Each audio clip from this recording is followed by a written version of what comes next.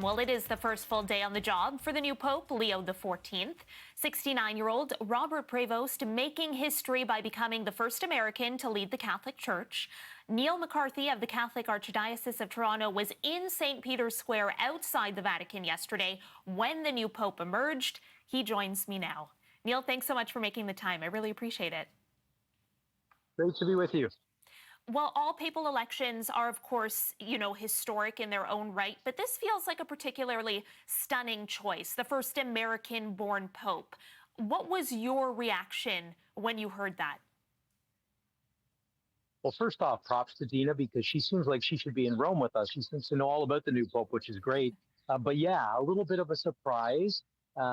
He was one of the names that was probably not the 3 or 4 front runners, if you will, but was one of the names that was discussed as kind of the right age, good background, being a missionary priest, working at the Vatican for a time, and that idea of the church as a field hospital and reaching out to people in need on the periphery.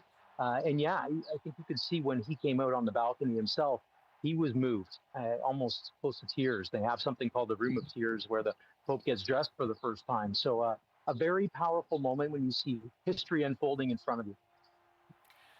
I suppose, what message do you think his election sends to the world at this particular geopolitical moment in time? I understand that he has Latin American citizenship. He spent, a third of his life working in Peru as a missionary.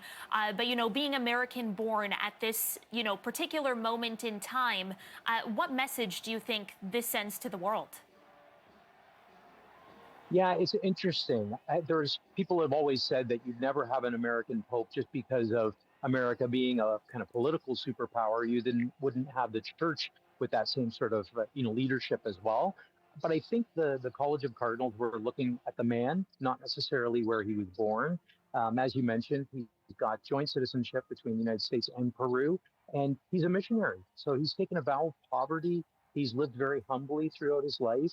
He talked yesterday in his first greeting up on the balcony about, building bridges together. And that's language that we recognize very much from what Pope Francis was talking about. So I think the cardinals of the world have chosen to kind of continue in that spirit of outreach and care that was so much of what Pope Francis did during his pontificate.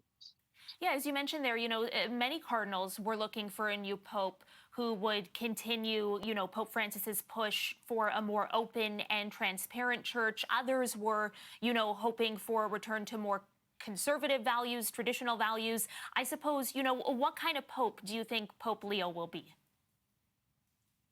Yeah, that's $1 million question people are asking today. We got to let it breathe. I mean, as a pope, obviously, he's going to need time. All we can look at is sort of his time as bishop, but it's not always the same when you're the pope. You've got a different responsibility there. But I think he's got a good mix. He's very faithful to the teachings of the church, very prayerful man, first and foremost. You want a holy and faithful priest. But he also is, by his friends and those he's worked with, talk about that humility, not being afraid to, share his opinion or disagree if needed, but to do it respectfully and thoughtfully. And I think the big thing is not just caring for those who are involved in the church, but reaching out to those on the periphery and the margins as well. Just lastly, I don't have too much time left, but, I wonder what message you hope Pope Leo sends to the world and how you'd like to see him tackle the polarization of so many social issues at this moment in time. Of course, he chose his name, Pope Leo, as a continuation of his predecessor, Leo XIII, who spoke of social issues. And I wonder how you hope Pope Leo XIV tackles the polarization of social issues in the world right now. I think very simply, it's to follow the example of Jesus, to love and serve, to reflect the face of Jesus in those we meet. If we do that, we're moving in a great direction. Okay, Neil MacCarthy, thank you so much for taking the time. I have to leave it there. Appreciate you joining us and providing your insight this morning. Have a great day. You as well.